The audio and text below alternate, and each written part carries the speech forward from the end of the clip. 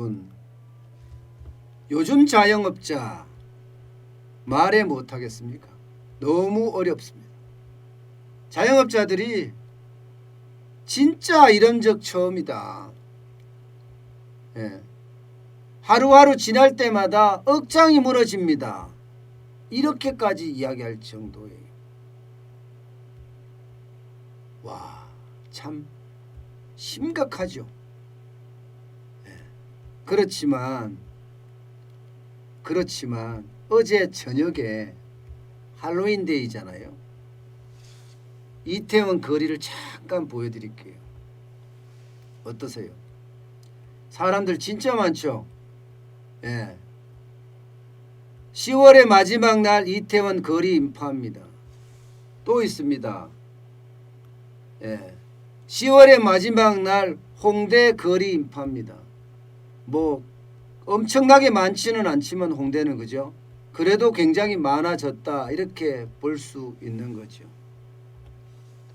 코로나19가 걱정되기는 하지만 자영업자에게는 예, 희소식입니다.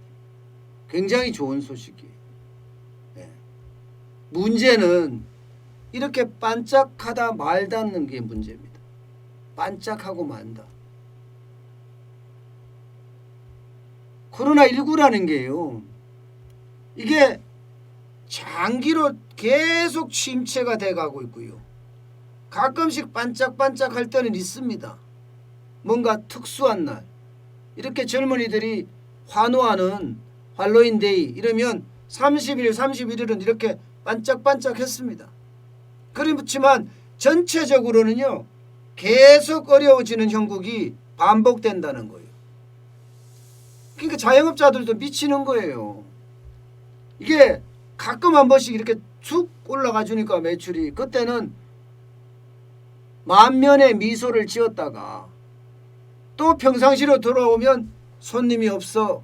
특히 저녁에는 아예 손님이 없다고 이야기할 정도로 텅텅 빕니다.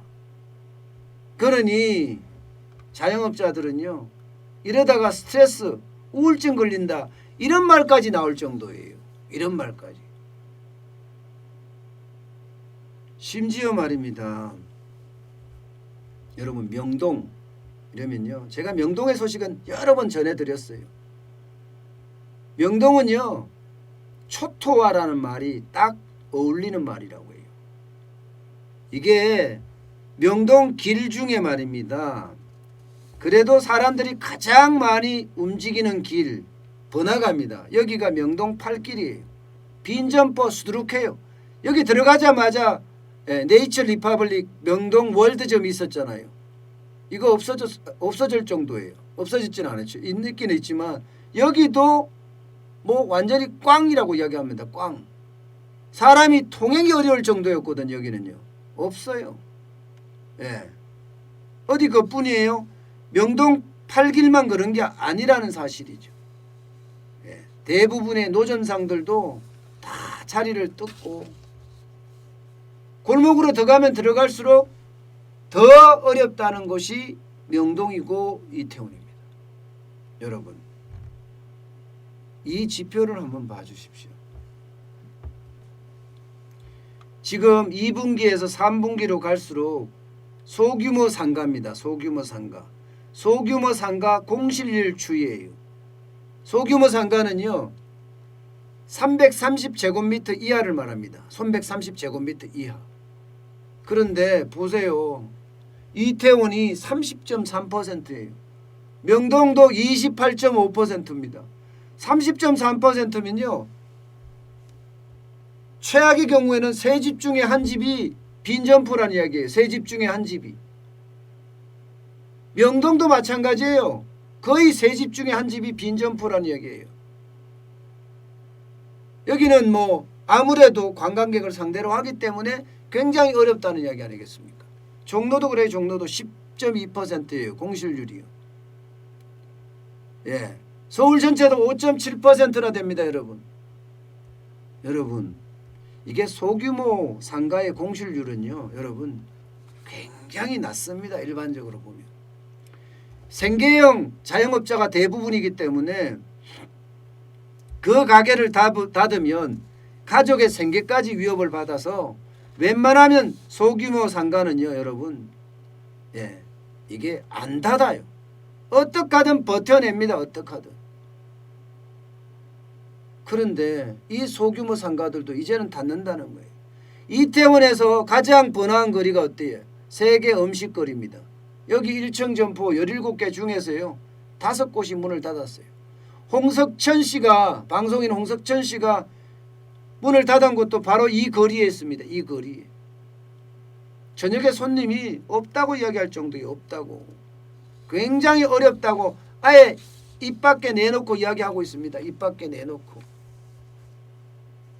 이게 여러분 현실이에요. 2분기까지만 해도 제가 어느 정도까지는 좀 줄어들지만 어느 정도까지 괜찮다. 여러분 보세요. 1분기에서 2분기까지 올 때 명동 상권 보세요. 제로입니다. 제로. 소규모 상가는 빈 가게가 없었다는 이야기예요. 그런데 순식간에 28.5%까지 올라갔어요. 순식간에. 명동이 관광 1번지란 말을 완전히 무색해하는 거죠. 이거 빨리 회복 안 됩니다. 빨리 회복 안 됩니다. 그러니까요. 여러분 이태원은 그렇다 치더라도요. 이 명동에 건물에 물건이 나와 있다는 이야기가 있을 정도예요. 명동은요. 진짜 절대로 건물에 물건이 안 나오는 곳입니다. 전세도 안 나오는 곳이에요. 여기는요. 원래. 전세도 대기 수요가 엄청 길어요. 나오면 언제든지 들어가겠다고. 그 정도의 상권이 명동 상권이거든요. 그런데 뭐 대기 수요는커녕 세 집 중에 한 집이 지금 비어있다고 이야기할 정도고 심지어 건물까지도 매물이 나왔다는 이야기가 나올 정도면 말 다 했죠. 그러니까 돈 있는 사람들은요. 나도 명동에 건물 하나 가져야 되겠다. 뒷골목에 가면 조그만 건물도 많거든요. 그런 생각을 하게 됩니다. 명동이 뭐예요? 거기에 건물 하나 있으면 부의 상징이 돼버리잖아요. 나 명동에 건물 한 채 있어. 이게 부의 상징이 될 수 있으니까 아무리 적더라도. 그 정도라고 이야기할 정도. 그 정도로 상권이 처참하게 무너졌다. 이렇게 이야기하고 있어요. 대규모 상권도 마찬가지예요. 대규모 상가. 중대형이라고 하는 상가들도 지금 상황이 굉장히 심각해요. 중대형 상가는요. 연면적이 330제곱미터 이상을 말합니다. 330제곱미터 이상을 말합니다. 여기는 최악이 강남대로입니다. 강남대로는요. 사실 1분기부터 작년부터 좋지가 않았어요. 작년부터 경제가 굉장히 좋지가 않아서 공실률이 굉장히 컸어요. 7.4%나 됐는데 이게 점점 커져갖고 지금은 16.4%까지 올라갔습니다. 16.4%까지. 여러분 강남대로가 이렇다는 게 이게 말이 돼요? 네? 강남대로는 전통적으로 보면 여기는 아무리 큰 상가라도 빈 상가가 없다. 16.4%면요. 적어도요. 좀 심하게 보면 5개 중에 1개가 빈 거라는 얘기예요. 여러분이 강남대로를 가보면 저도 가봤지만 여기저기 임대문이 팻말이 아니면 프랜카드가 붙어 있습니다. 그만큼 심각하다는 게 지금 강남대로의 현상입니다. 여기에 화곡동 보세요. 화곡동. 왜 화곡동이 12.9%까지 늘었을까요? 저도 이걸 보면서 깜짝 놀랐어요. 왜 갑자기 화곡동이 이렇게 늘어났을까? 중대형이. 저도 진짜 놀랐습니다. 그랬더니 자세한 내용을 봤더니 여행사입니다. 여행사.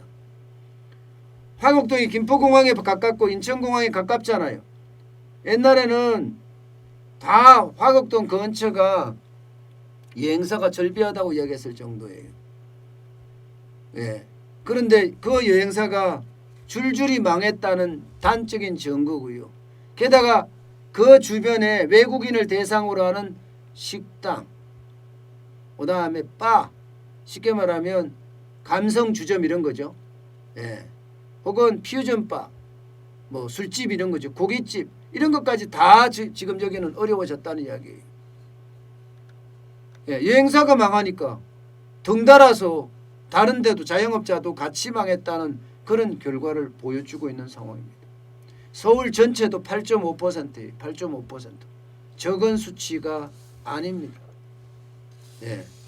그러니까 사람들이 말하기는요. 참 자영업자들은 이래저래 죽을 맛이구나. 명동은 절반이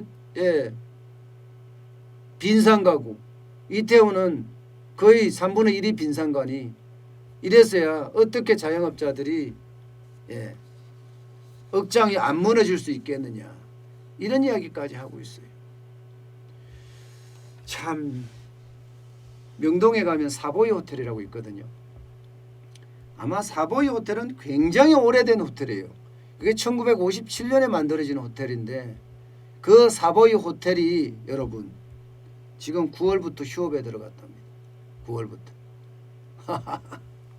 9월부터 휴업에 들어갔다는 건 어떤 명동의 상징이 무너졌다. 이렇게 생각하시면 될 것 같습니다. 자영업자는요. 바닥 경기의 핵심이에요. 소비의 축입니다. 자영업자가 무너지면 이 바닥 경기도 계속 무너질 수밖에 없는 구조. 그런 상황이라는 겁니다. 지금 대한민국 경제는요. 지금 분명한 것은 바닥이 무너지고 있고요. 바닥이. 수출이 회복되고 있다고 하지만 앞으로는 장담할 수 없다. 이게 현실입니다.